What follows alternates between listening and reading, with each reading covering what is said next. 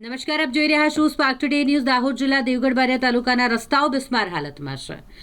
રાહદારીઓ અને વાહન ચાલકો ખૂબ હેરાન થઈ રહ્યા છે. આ રોડ પર મસમોટા ખાડાઓ પડી ગયા છે. અહીંથી વાહન પસાર થાય એટલે ધૂળની ડબરીઓ ઉડે છે. અનેકવાર તંત્રને રજૂઆત, તેમ છતાંય તંત્ર આ ખાડા કાન જ કરી રહ્યું છે.